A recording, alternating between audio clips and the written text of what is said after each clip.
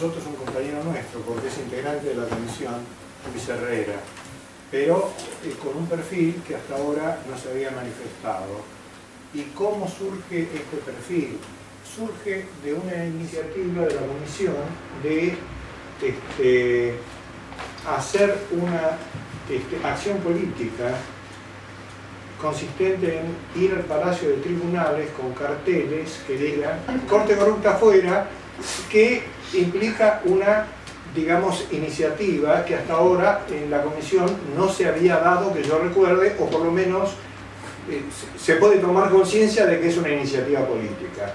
Porque hasta ahora la comisión, estuvimos debatiendo todo el tema, en principio fue nutrirnos nosotros cuando la comisión se fundó en Carta Abierta hace muchos años, a la que, digamos, queríamos aportar una lectura filosófica o bien una lectura crítica.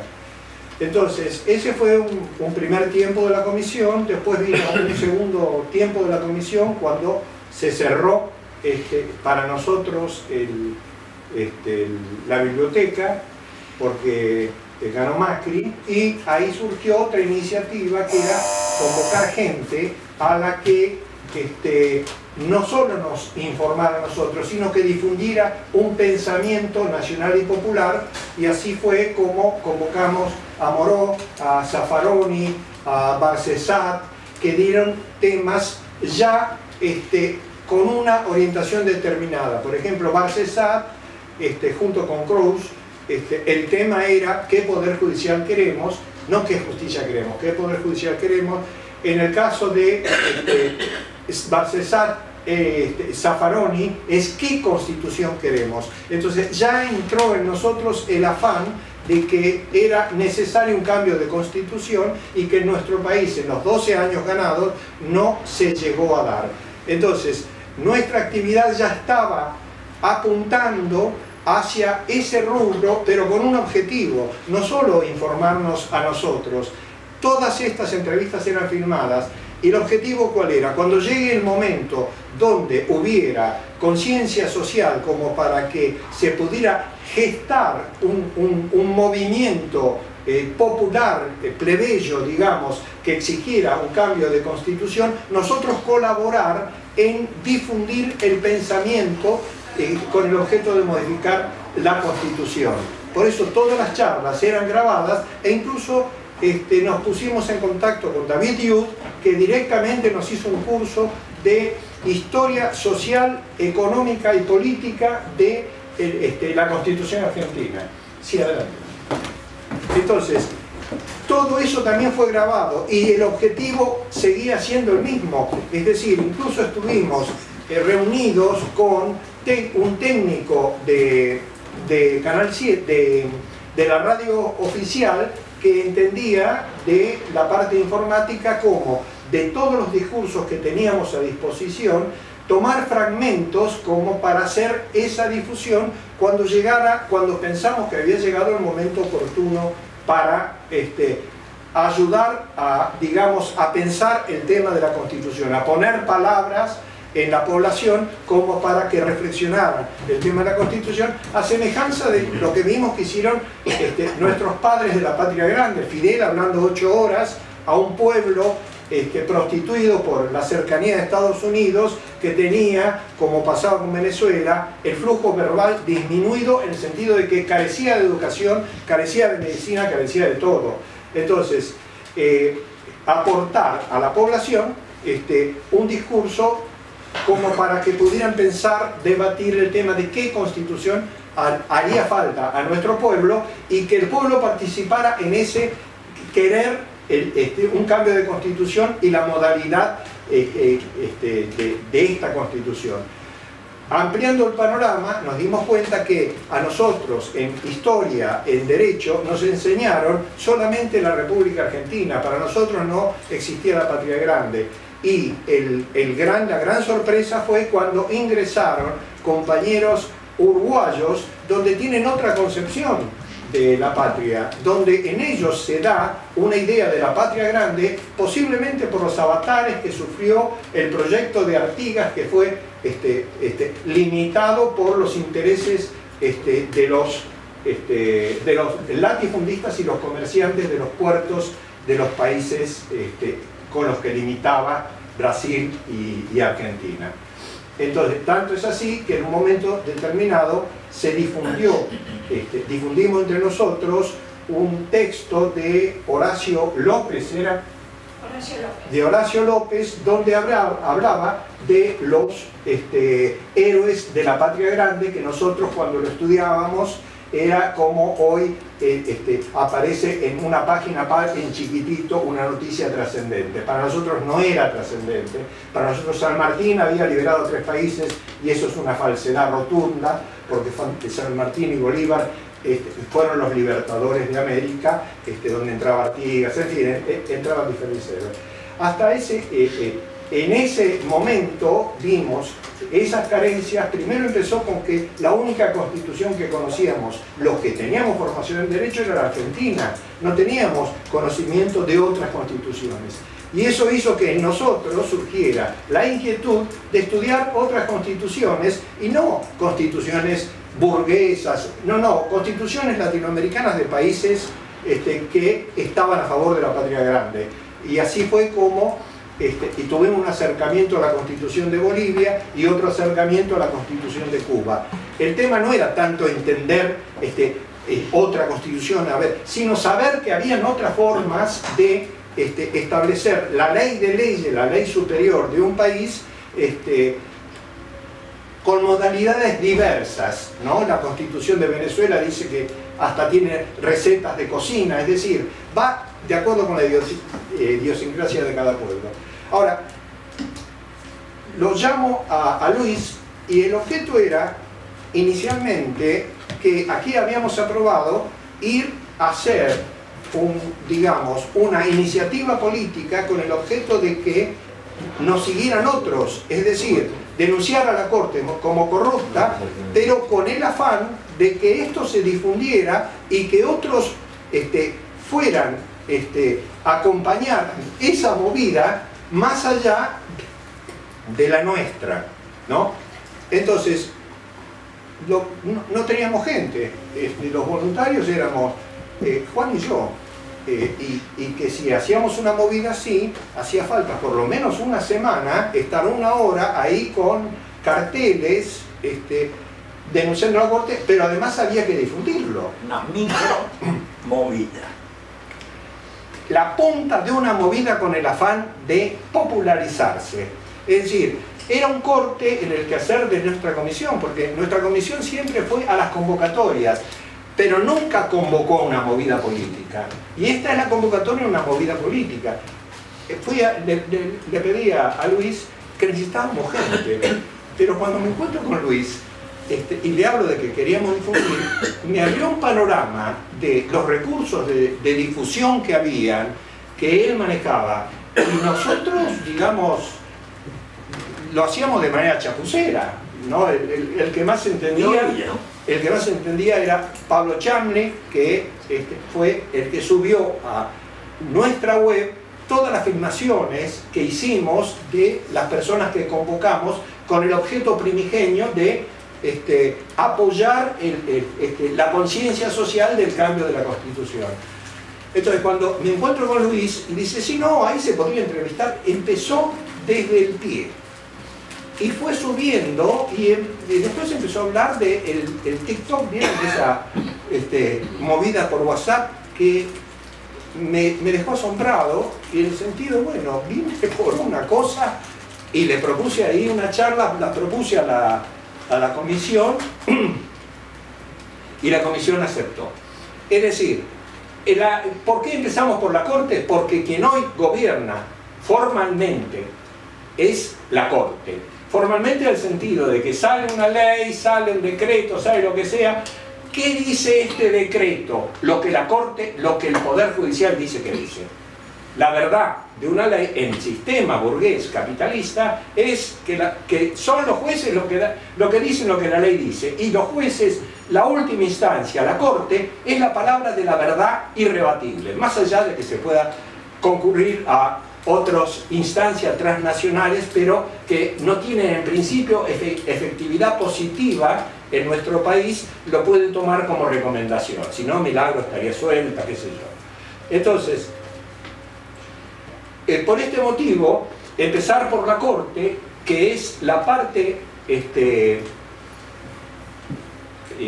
aristocrática de nuestra Corte, es el sistema del poder, y no de la Corte, del Poder Judicial, no es democrático, no viene por elecciones, como antes lo había sido el Poder Ejecutivo y creo que el Senado también, donde la población no elegía directamente, sino elegía electores. Pasó en la ciudad de Buenos Aires, me acuerdo que de la Rúa le sacaron la senaduría por una tramoya que hubo entre electores. Eso fue revirtiéndose y todas las elecciones empezaron a ser directas de la población, salvo lo de los jueces, que es de por vida, como los títulos nobiliarios. Es la parte monárquica de nuestra Constitución. Entonces, lo razonable es empezar por ahí. Empezar por la promesa que el Poder Ejecutivo no hizo. Nosotros no vamos a cambiar el Poder Judicial. Nosotros queremos ser la iniciativa de una punta que se disperse por la sociedad con el objeto de que estos delincuentes que nos gobiernan tengan que renunciar o se vea una manera de removerlos, ya que los números en la Cámara de Diputados, en la Cámara de Senadores, no dan como para un juicio político a los supremos. Está todo muy anudado, muy abrochado, como para que no se pueda hacer lo que se propuso que no se haga, que sean eternos los jueces, que lo que protegen en principio en la Constitución son algunas partes, básicamente la propiedad privada. Es decir, no hay valor superior a la propiedad privada, ni la vida, ni la salud, ni la educación, es la propiedad privada. Para eso están. Entonces, empezamos por ahí, pero la sorpresa para nuestra comisión es que es la primera vez que tomamos una iniciativa política de salir al exterior y querer generar un cambio político, un cambio en la realidad, no colaborar con cambios en la realidad o ser convocados para apoyar a los que pretenden eso. Entonces, hablando con Luis Herrera, fue para mí una sorpresa. Puedo decir que no lo conocía, es decir, lo quería, le tenía afecto, es simpático, es buena persona, pero yo no sabía los puntos que calzaba.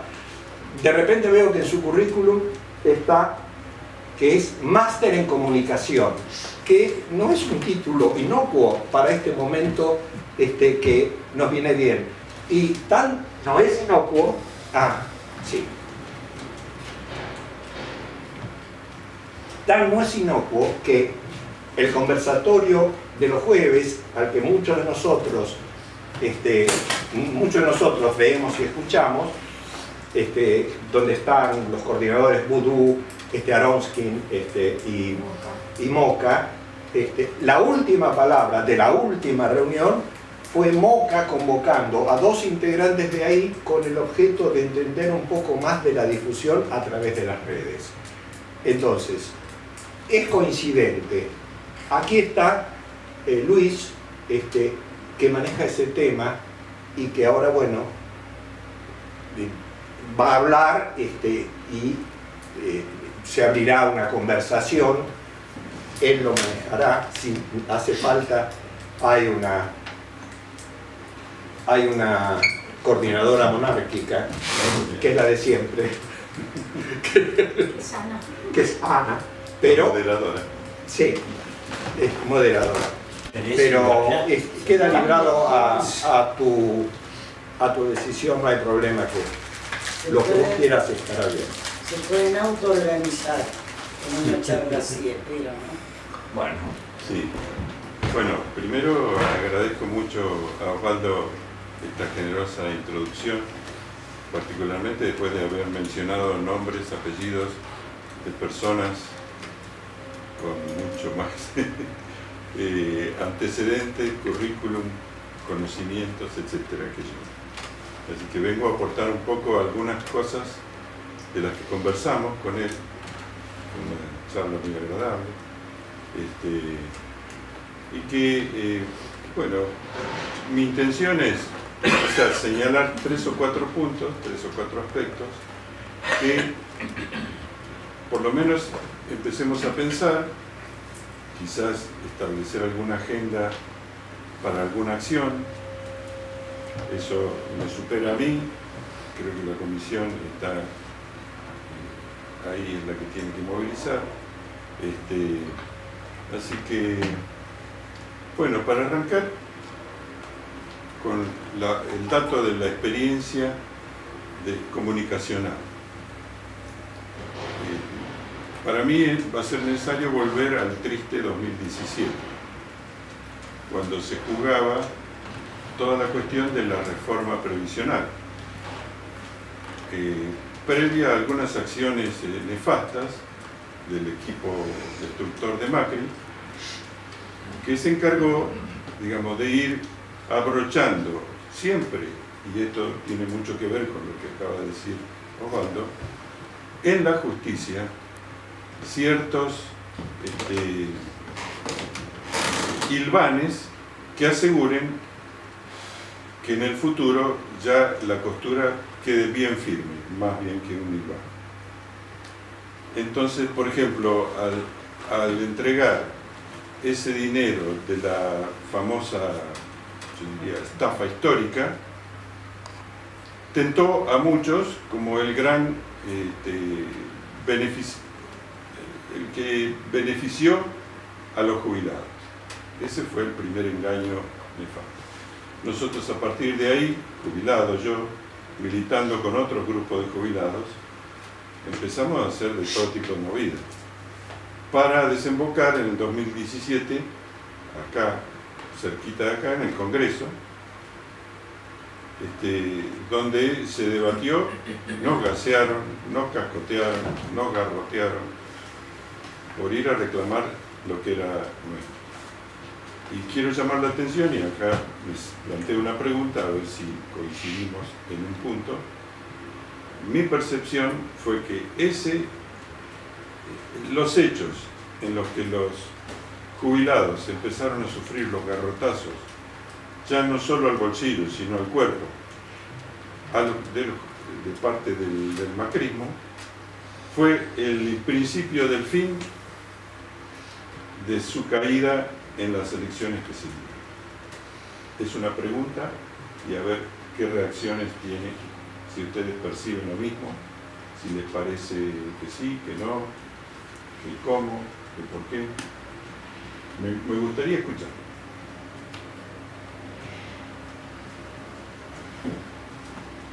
Determinante no creo que haya sido, pero sí colaboró, sí fue un signo, hubo otros, pero ese fue uno, es importante, muy importante. En cuanto a poner el cuerpo, no puedo decir otra cosa que bravo, bravo, hay que poner el cuerpo. Los gases lacrimógenos, a veces lo acostumbran a un militante a soportarlo, porque es tanto lo que nos arroja de gases lacrimógenos que, en fin. Sí. Eso. Coincido con él, fue un escalón más. A la clase media le dijo que no iba a pagar más ganancias y pagaba más ganancias. El tema de los jubilados que mencionas vos, la gente que se quedó sin trabajo porque las pymes o las fábricas cerraban, de un 2000 y 3000% en la luz y el gas, etc. Fue un punto más. También limitó la cantidad de remedios que se le daban gratuitamente a los jubilados. Y además algo muy importante, les dijo a los jubilados que les iba a dar la reparación histórica a todos los jubilados. Dio con eso. Fue una mentira total, porque creo que solo un 2 o 3% ha cobrado la diferencia que le correspondía. Eso 2 pesos con 50, sí. Lo mencionó Luis Sí, por eso. hace un artículo. Sí, sí. O sea, yo creo que ese error, eso fue dramático para todos los jubilados que pensaron que iban a cobrar una reparación histórica, que al final fue puro blef.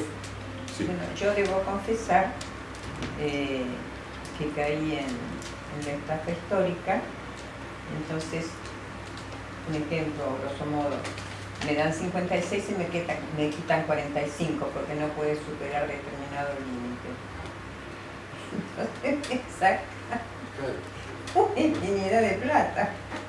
Bueno, para mí es impresionante porque yo he recogido voces en otros lados donde la situación es exactamente la misma. Sin embargo, en el colectivo, en el pensamiento colectivo, siempre quedó flotando, obviamente por el fogoneo de los medios, de que los jubilados estaban siendo beneficiados. De hecho, hubo muchas protestas cuando el gobierno de Alberto Fernández cambió la fórmula. Puteaban a Alberto Fernández porque decía que era peor para atrás que Macri. Y yo les puedo asegurar que no, absolutamente no. Y hay mucha documentación, muchos datos, pero bueno, ¿cómo ponerlo eso? Porque eso no llega a todos lados. Los medios, Clarín y La Nación, ¿por qué no mencionarlo? Se encargan directamente de hacer que el negocio de Macri o de la derecha neoliberal florezca como un jardín. Así que, bueno, dejando eso firme, como una experiencia que ustedes mismos han podido expresar, yo rescato de toda esa movida que los jubilados, a mí me gasearon, el día ahí en el Congreso, subimos, creo que fue al tercer piso, para participar de una audiencia pública. Quisimos entrar para dar la voz como jubilados, pusieron un montón de patobicas ahí y no nos dejaron entrar. Hicieron lo que quisieron, se votó como se votó la ley de movilidad, fue una frustración enorme, sabíamos que nos iban a estafar. Y bueno, yo creo que eso a nosotros nos dio exponernos a que nos empujen, nos golpeen, nos echen del lugar del debate, fue para nosotros determinante, así que decidimos salir a partir de ahí a hacer muchas otras manifestaciones. Ustedes habrán escuchado de los semaforazos. Eso, no queríamos incurrir en el pecado de cerrar el tránsito, pero sí, en cada semáforo, uno de los más famosos fue Acoite y Rivadavia, otros acá en Entre Ríos y Callao y Rivadavia, y cambiábamos de lugar con la luz del semáforo, con carteles y con bocinas, pidiendo bocinas y con pequeños panfletos que describían básicamente el motivo de nuestro reclamo. Yo creo que persistimos en eso, como jubilados, muchos de ellos con sus achaques, cualquiera, digamos, estar 1 hora o 2 horas parados tiene sus efectos en los cuerpos de nosotros, pero nos permite hacer muchas cosas. Acá lo que acaba de mencionar también Osvaldo, toda esta cuestión de tener sueños, de soñar en grande. Se les llama utopías. Todos van a recordar la frase de Eduardo Galeano que decía: ¿para qué sirven las utopías? Para caminar. Esa era su conclusión. O sea, tenemos que ir de acá a allá, nos vamos a mover y vamos a caminar. O sea, la noción está clara, hay que poner el cuerpo y hay que moverlo. Eso, con todas las limitaciones que podamos tener, nos da las pautas de cómo encarar esto. Yo creo que ahí hay para debatir, se pueden, no sé, me encantaría que después participar en un debate de qué cosas serían prioridades, que serían más impactantes, más interesante. ¿Qué tipo de información se va a distribuir cuando está el semáforo puesto y vamos a ir coche por coche a entregar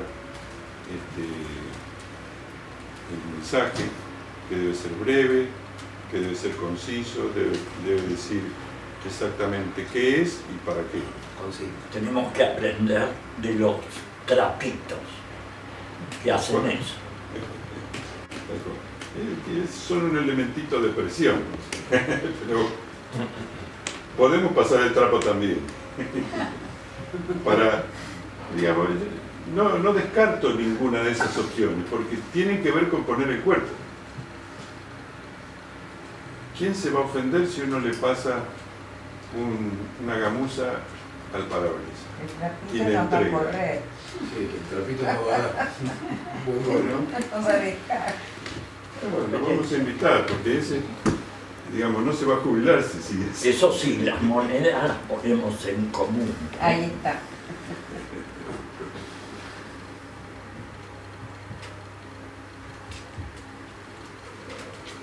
Hay otra cosa que me gustaría digamos, ayer estuve en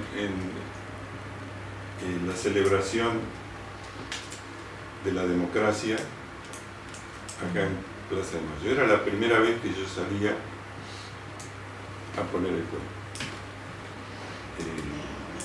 Vine con un hijo mío, vinimos en el auto, estacionamos cerca de acá en Mitre y Cerrito, por ahí. Y después dije, voy a subir por la Avenida de Mayo hasta donde me dé el cuero. Siempre voy con un banquito plegable, porque más de, no sé, media hora parado, en algún lado me tengo que sentar. Me recupero, si me siento 10-15 minutos, pero después puedo seguir. Apenas empiezo a andar por la Avenida de Mayo, me encuentro con Ariel Garbaz. No sé si le suena. Sí, el ingeniero. Claro. Muy buen ingeniero informático. Sí. Bueno, Estaba con el movimiento. claro. Estaba con el hashtag de ese, yo que ahora- el estilo sería. a mí no me acuerdo ahora, pero tengo la foto porque le saqué una foto a él con una bandera grande, casi, digamos, la primera cuadra de la 9 de julio para la Plaza de Mayo. Mantuve una conversación breve, me acordé de las cosas que habíamos conversado con Osvaldo y lo comprometí a que nos dé una mano también. Me dio el teléfono él espontáneamente, no se lo pedí. Dice, llamame, vamos a colaborar en lo que sea. Así que, en principio eso. Yo después me preguntaba por qué, o sea, todos lo conocemos, Ariel, de algún lugar. A veces cuesta encontrarlo. Yo he estado en algunas charlas que él ha dado, en fin. Pero justo se dio la coincidencia. Yo mañana voy a charlar con los compañeros de la comisión y conecté inmediatamente con que Ariel puede darnos una mano. Esa es la tarea que también nosotros tenemos que hacer, desde donde nos toque estar, y convocar a todos, digamos. Quiero volver atrás sobre otro tema parecido, que también mencionó Osvaldo. No sé cuántos de ustedes estarían familiarizados con el Antiguo Testamento de la Biblia. ¿Alguno que lo haya leído, Yo particularmente. Sí, Bueno, algunas cosas. sí. algo? Algunas Sí. cosas. No, pero en rasgos generales, Sabemos de qué se trata. claro, yo quería mencionar algo puntual que mencionó Osvaldo. En esa época había reyes, monarcas. Ellos, de la forma más salvaje, gobernaban, conquistaban, hacían su juego. La historia cambió por un tiempo corto cuando empezaron a gobernar los jueces. En el Antiguo Testamento hay dos libros bastante gordos que detallan lo nefasto que fue el gobierno de los jueces durante, no me acuerdo cuánto, pero un par de centurias por lo menos, hasta que los monarcas decidieron que ya era tiempo de que se dejen de joder los jueces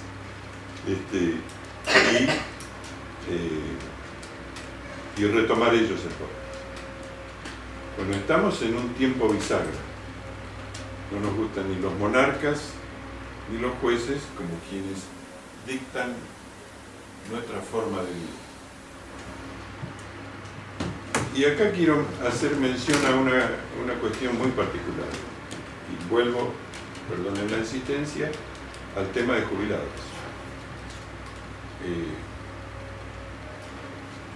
La historia señala que últimamente la mayor parte de los reclamos de los jubilados terminan en juicios. O sea, se ha judicializado toda la seguridad social. Hay mucha evidencia recopilada en el sentido de que por reclamos particulares, por ejemplo, el famoso caso que ahora no me acuerdo el nombre, pero algo así. No me acuerdo el apellido ahora, pero se me escapa justo, pero fue un caso testigo Sí. que se usó, hubo dos por lo menos. Que llegó a la corte. Claro. Bueno, y justamente hay muchas cosas que están ahora paradas en la corte. Badaro. El caso Badaro. Sí. Era un tipo que tenía todas las razones de hacer el reclamo, pero era puntual. El asunto es que eso se tomó como el caso testigo para emitir sentencias en un montón de casos que no se aplicaban. Eso es un gobierno de jueces que dictaminan injustamente y que perjudican, porque ahora, digamos, la variedad de jubilados de primera, segunda, N categoría, surgen a partir de los dictámenes de estos jueces. Atomizan. Claro. Así que ese tema no es menor. Yo creo que entre nosotros, que podemos, hemos juntado una gran cantidad de años, tenemos, no solo por nosotros, de hecho quizás cualquier esfuerzo que hagamos debería rendir algún fruto entre nuestros hijos y nuestros nietos. Porque nosotros ya estamos jugados, pero la lucha nuestra no puede ser olvidada y debe quedar clara. Yo quería leer de acá, voy a ver si lo puedo encontrar rápidamente. Ahora digo de qué se trata. Y con eso...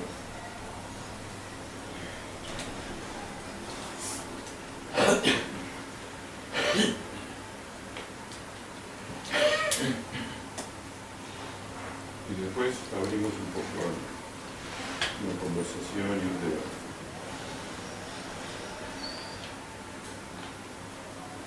Este es un librito editado recientemente, No nos pudieron.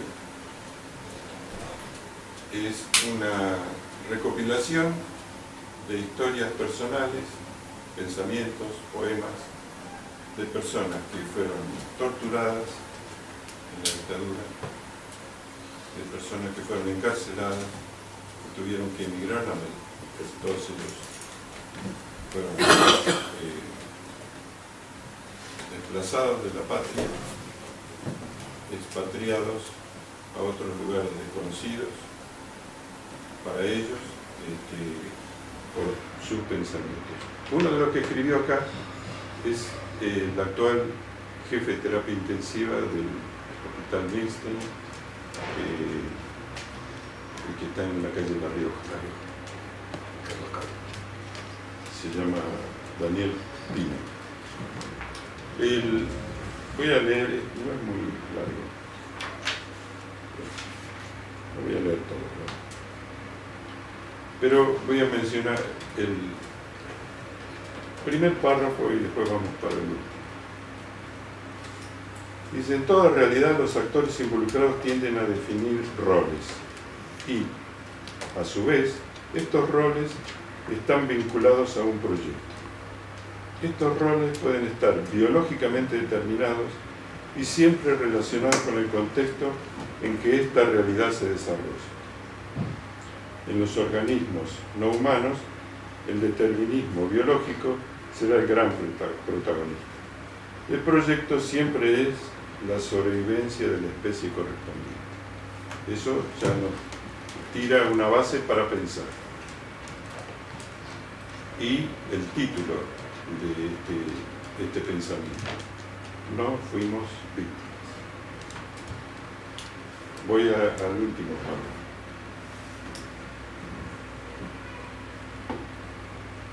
Todo esto, hay todo un relato en el medio, después haré las copias y desarrollar. Todo esto constituye la batalla cultural que debemos dar y consiste, entre otras cosas, en lograr que todos tomemos conciencia de que seremos víctimas solo en la medida en que aceptemos la condición de tales.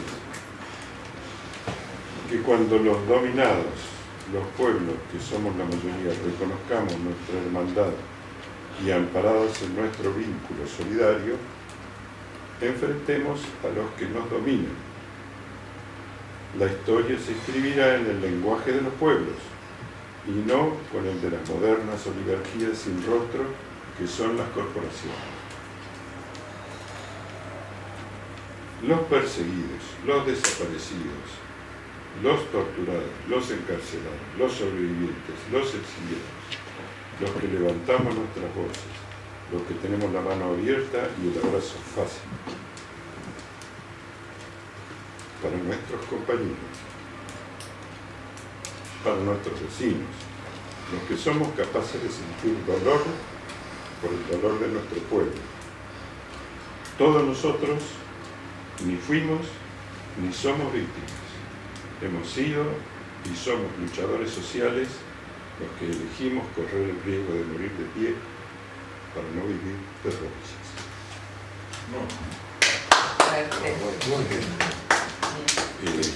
¿Quiénes son los autores? ¿Podés dejar el listado?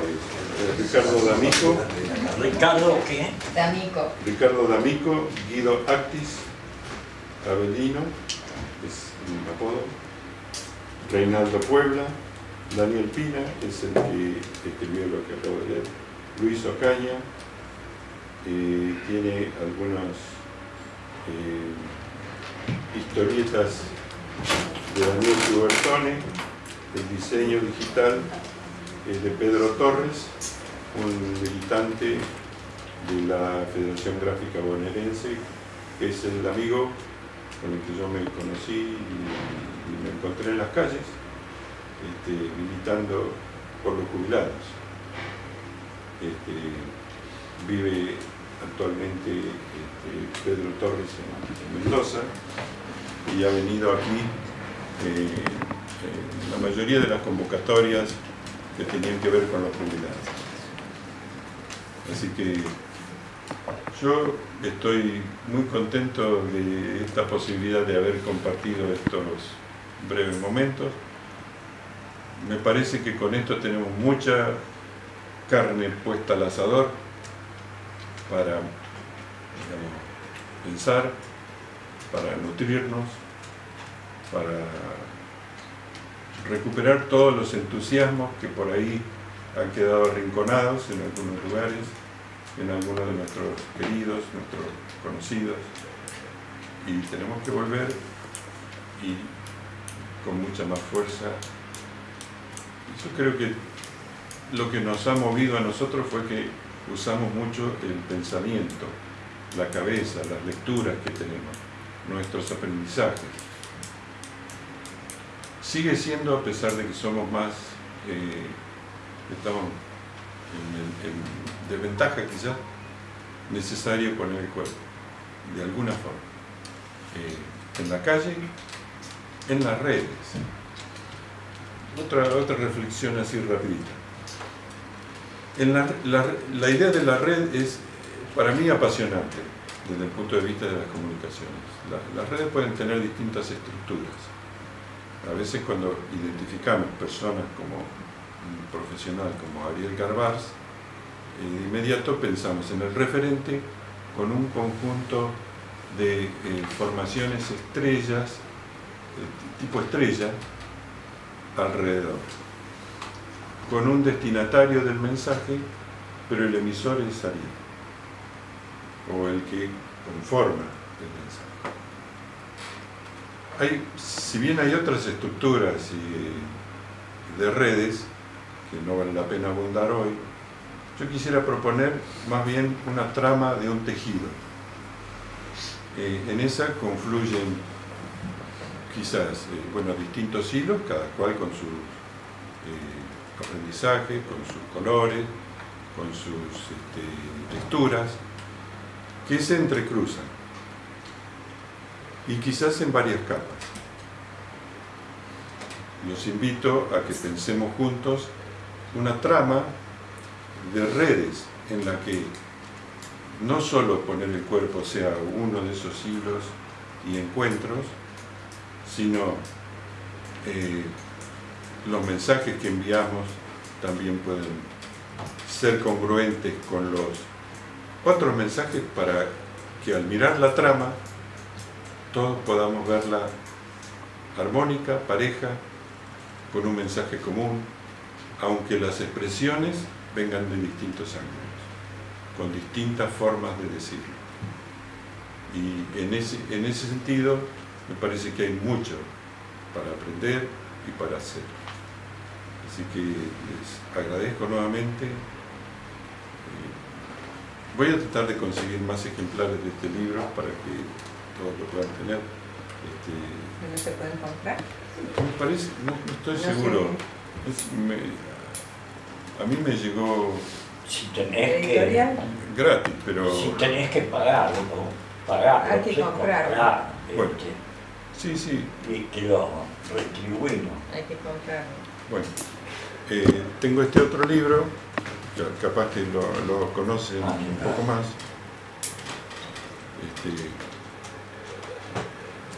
Este también, en el título del libro, lleva el mensaje.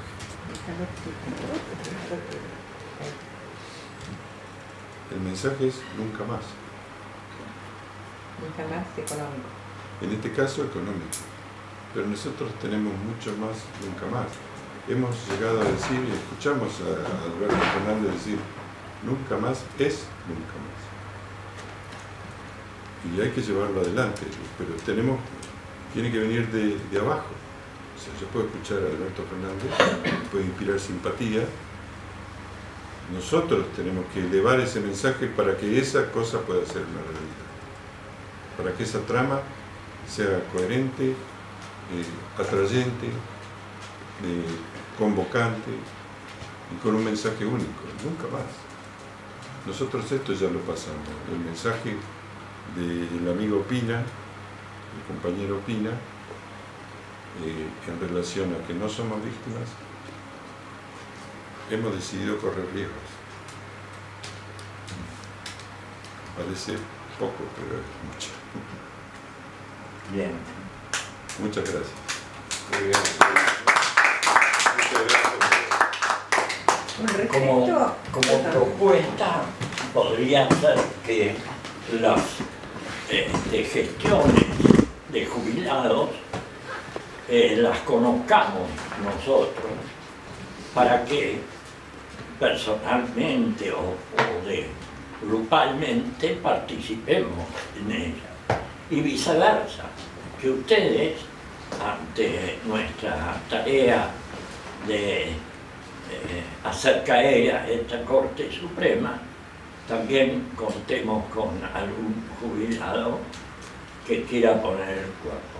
Absolutamente. Creo que esa es la forma de construir esa trama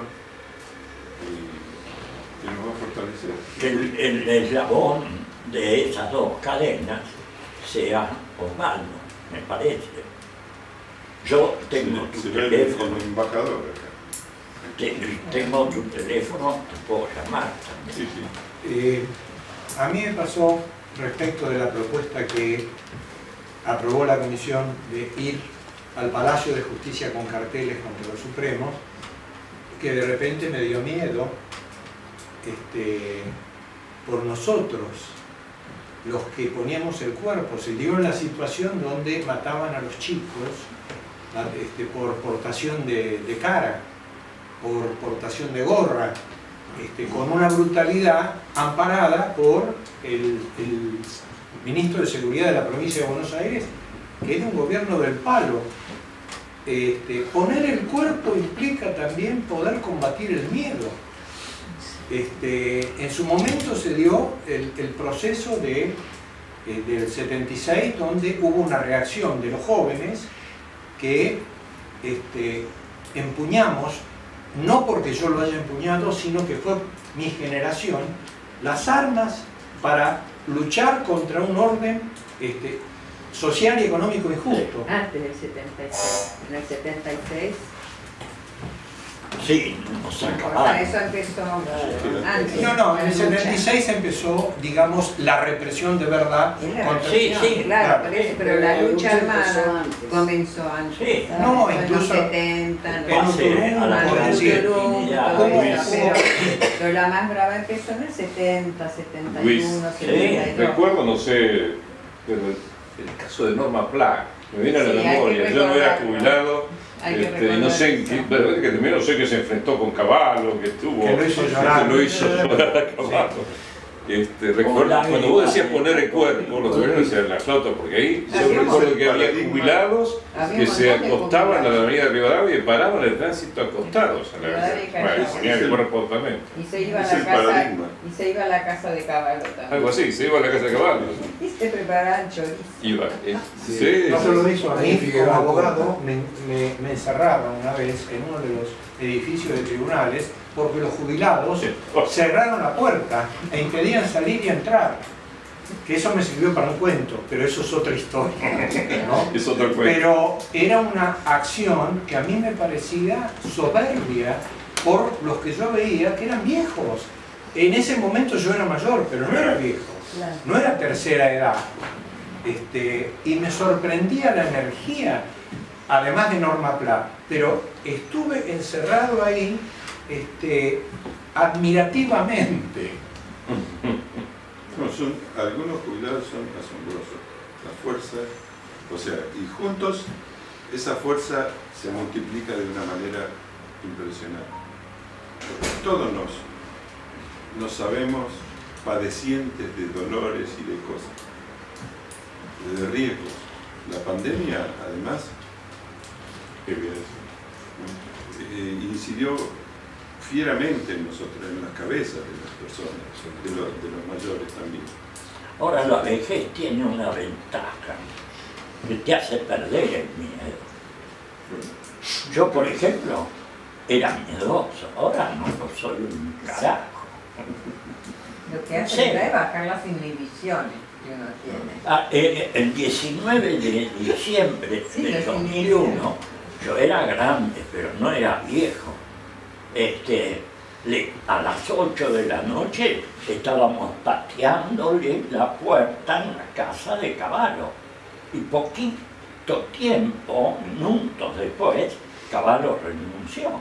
El 19 de diciembre del 2001, vísperas de la renuncia desde la Rúa, el 20. Esa historia, bueno, esa historia tiene que quedar plasmada. Pateándole la puerta, yo le pateé y estaba con mocasines, porque si hubieran sido zapatos, podría haberme pateado más fuerte. Está muy No, bueno. seguro. Bueno, todas estas historias que realidad todos las conocemos. A veces las guardamos, son casi da pudor compartir algunas de estas cosas, pero hemos podido superar montones de cosas. Y como dicen, aprendimos a correr riesgos, a buscar, a saber ubicarnos en un esquema riesgoso. La Vale la casa de pena. Caballo estaba enfrente de Tabac, Coronel Díaz y Libertador. Quisiera relatar la experiencia que viví ayer en la marcha. Y lo cuento porque me ha pasado por primera vez, y no sé si será bueno o será malo. Pero yo generalmente siempre cuando voy a las marchas siento como un temor, como explicó Osvaldo, de algún miedo de que te digan, pero bueno, como un miedo de tanta población en las marchas y todo, y bueno, también a veces por los robos y todo eso. Pero ayer como que sentí una alegría y una tranquilidad al haber ido a la marcha, que no me hubo pasado en otras veces. O sea, sentí una sensación de alivio, como que el gobierno que nos estaba gobernando estaba haciendo las cosas para el pueblo. O sea, que estaba haciendo cosas con errores y aciertos, como dijo Cristina, pero que los intereses en juego eran más para el pueblo que para otras cosas. Inclusive cuando Alberto Fernández dice vamos a seguir haciendo más cosas para el pueblo, que obvio que es probable que lo haya dicho sinceramente, pero me gustó mal como fue Cristina, como vociferó que había que seguir mejorando la situación. Yo le escribo también que los recursos económicos están, que no tenemos que engañarnos con los falsos economistas que van a los medios de comunicación y dicen que no hay dólares, porque los dólares están, y lo vemos en las charlas que tenemos nosotros, que los dólares de las cosechas de gruesa, fina están, y si se quiere redistribuir la riqueza, se puede redistribuir, no es que no hay recursos. El tema es cuando esa gran masa de dinero que hay se quiere dar más para los pagos. Entonces, yo creo que ayer por eso sentí esa alegría, porque creo que no es mentira, o sea, no es chamullo, como se dice, de que se va a tratar de que el pueblo esté mejor, que los ingresos de los jubilados mejoren, que los ingresos de los docentes mejoren, sobre todo si luego de esta etapa post-pandémica volvemos a una relativa tranquilidad y bueno, volvemos a un engranaje mejor de las actividades económicas. Yo confío en este gobierno y ese alivio, que también lo pongo en duda y lo pongo sobre la mesa, quiero saber si ustedes también lo sienten, sobre que las condiciones de vida van a cambiar, que vamos a estar mejor. Bueno, según lo que dicen, según los anuncios que nos se dan los conglomerados, ¿no es cierto?, dominantes, hay un aumento notable en cuanto a ocupación, en cuanto a exportación. Están ingresando dineros a las arcas, aunque eso no alcanza, pero se está viendo grandes adelantos en ese aspecto. Veremos qué pasa ahora cuando acabe la pandemia, si es que acaba, si se puede dominar, si estaremos suficientemente inoculados contra las pestes que vengan, con las nuevas fórmulas y demás. Yo creo que podemos estar mejor. Eso sí, se va a necesitar mucho coraje para plantarse, porque no nos van a dejar. Al Fondo Monetario no le interesa cobrar. Le interesa tenernos con la cabeza apretada, nada más, para poder hacer uso de lo que ellos quieren de Argentina y Latinoamérica. Han perdido su terreno en Asia, en algunas partes de Europa, en África, y quieren recuperar su patio trasero, que cada tanto se mueve, sale a la superficie y protesta, pero no es lo que quieren. Ahora, en cuanto a tener miedo, yo no he tenido miedo de las manifestaciones, a lo mejor porque uno empezó de muy joven. Empezó en el 55, después del golpe, y a partir de ahí del 56 y en adelante. Entonces uno lo que tiene es sus prevenciones y previsiones. Cuando va a una marcha y ve dónde está ubicada la policía, por dónde vienen por dónde vienen los palos, te da un poco de experiencia. Pero es muy bueno que hayamos recuperado la calle. Yo creo que fue brutal el tiempo que perdimos sin estar en la calle. Y tenemos que volver a eso. Sería buenísimo que respetáramos el horario de Luis, que dijo que a las 12:30 querían marchar. Yo quería agregar algo breve. Nunca tuve miedo a una marcha. Sí, a la policía según los momentos, pero en la marcha me sentía absolutamente tranquilo, y además en la marcha transmite alegría y redoblantes, todo eso entusiasma. Pero a la salida de la pandemia y con el proyecto que tenemos, empezó a cobrar otra encarnadura lo que Cristina decía de empoderamiento. Y el empoderamiento, en este caso, con una iniciativa política convocante, no siendo convocado, la primera iniciativa política de ir y exigir a la Corte que se vaya por corrupto y tratar de generar masividad de eso, digamos, ese tiene otra encarnadura respecto de lo que dijo Cristina de empoderamiento. Empoderamiento no es solo tener conciencia, sino realizar acciones, lo que Luis decía de poner el cuerpo, que esta sería la primera vez que vamos a poner el cuerpo de manera sistemática con un objetivo determinado para generar gente que se movilice. Y tenemos todo el otro andamiaje que fuimos filmando como para aportar a la concientización. Entonces ahora nos movemos a dos niveles. A nivel de concientización, donde por suerte tenemos compañeros que vienen militando un programa amigo que va expandiendo conciencia, expandiendo pensamientos para reflexionar, a lo que se suma el poner el cuerpo. La convocatoria de hoy tiene que ver con ese poner el cuerpo, porque nos decidimos a eso justo en la salida de la pandemia. Coincidió con la salida de la pandemia, una situación donde generó un temor de ser afectados o que se afecten parientes cercanos o amigos con una plaga que vino de imprevisto. Es decir, nuestra salida en este momento está planteada, poner el cuerpo con este panorama que nos plantea Luis, y además con este contacto tan interesante de poder generar, la posibilidad de generar esas tramas de redes a través del sistema informático, que es un recurso que nosotros no manejamos y que sería muy interesante disponer de él, no solo tener conocimiento de él, disponer de él, que nos plantea también la posibilidad de Luis y este contacto con Garbaz, de quien nosotros, digamos,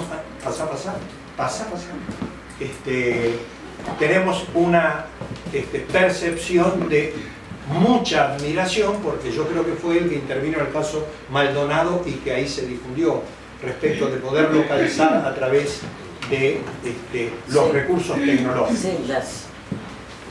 Las viejas celdas. Garbaz lo que tiene Luisito, es tener la licencia cibermilitancia. para La cibermilitancia. El grupo de cibermilitancia. Sí, sí, cibermilitancia. Ayer estaba con el cartel de Sí, sí, cibermilitancia. Y se sale todos los días con 1 o 2 hashtags Claro. a una hora determinada que haga impacto. Eso se está haciendo ya desde hace unos días. Después, otra cosa. Respecto de esta propuesta de militancia que nos propusimos nosotros, con la redundancia incluida, tendría que empezar en febrero, porque en enero hay feria. Es decir, que tenemos tiempo para pensarlo, incluso tenemos tiempo para tomarnos nosotros unas breves vacaciones, ya que ahora está permitido el salir afuera, por lo menos por ahora. Y decir una cosita más. Quizás todos recuerden ese abril, me parece que fue el 13 de abril de 2016, que habíamos ido a Comodoro Pi, Sí. donde había sido convocada Cristina a declarar. Yo creo que ese fue también un momento bisagra.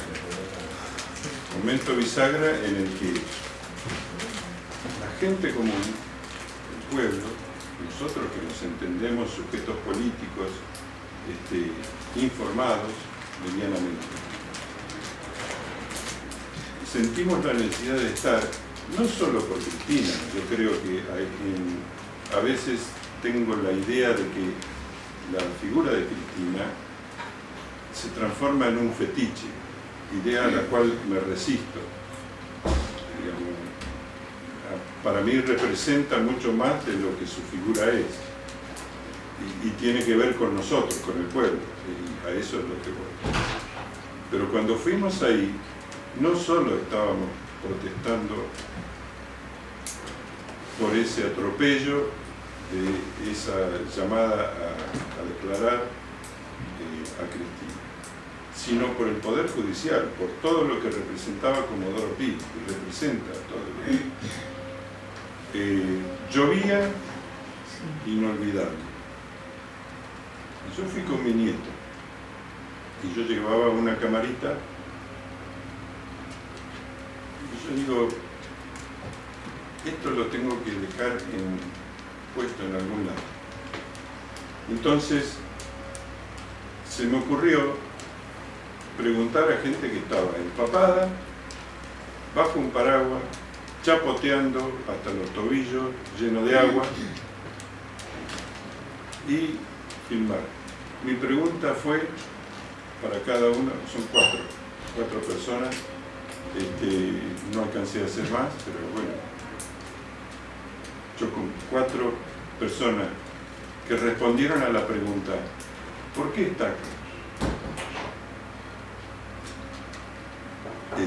Voy a compartir los videos esos con todos ustedes, para que ustedes vean, sientan las respuestas de una persona común, empapada, metida en el barro, en el agua, chapoteando.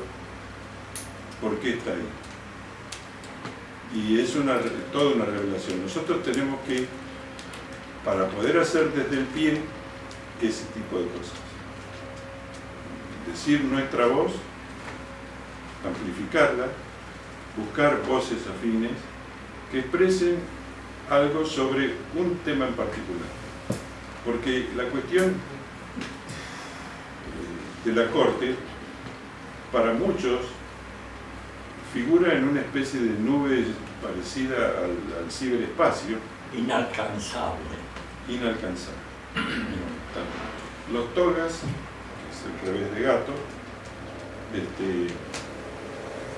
puestos ahí.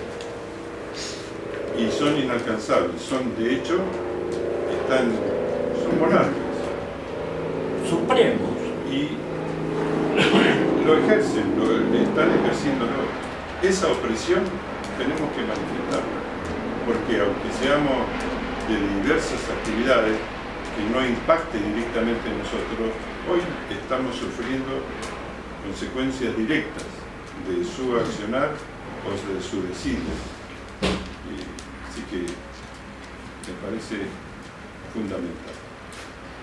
Yo quisiera fundamental también el tema del optimismo, que no es falso optimismo con respecto a la pandemia, que yo hablé de la pandemia. porque independientemente de que la pandemia siga estando conviviendo con nosotros, creo que hay un horizonte más de expectativa favorable con respecto a que tenemos posibilidades de vacunarnos por tercera vez y refuerzos por cuarta vez ante las variantes que están apareciendo. Entonces eso nos va a dar más motivos para poder, como dijo Walter, seguir estando en marchas y seguir participando, que como bien dijo ayer Cristina en una parte de su oratoria, es muy importante el apoyo que nos den ustedes cuando vienen a las marchas. Nosotros solos no podemos gobernar, necesitamos el apoyo de las masas para que el pueblo se sienta carne del gobierno que está gobernando. Nosotros, con la edad que tenemos experiencia y sabemos cuando un gobierno está por ser volteado o no. Lo conocemos. El 76 fue una evidencia y el 2001 y hubo varios años donde supimos que nos podían voltear. Entonces yo creo que ese optimismo que yo sentí ayer, no sé si optimismo, pero como y me gustó ver cómo estaba Cristina contenta, pues la vi contenta, sobre todo estando con Lula al lado, con Mujica al lado, y hasta ellos se deben haber sentido reminiscencias de lo que fueron esos gobiernos latinoamericanistas que tanto nos ilusionaron de un cambio profundo y sincero a toda la población. Yo creo que, aunque es tenue la expectativa, obviamente porque no combatimos, como ya hemos dicho, contra enemigos o adversarios, para no entrar en el léxico de ellos, combatimos contra adversarios bastante poderosos, no solo comunicacionales sino económicamente. Creo que hay indicios de que podemos estar en un futuro no tan lejano mejor. Podemos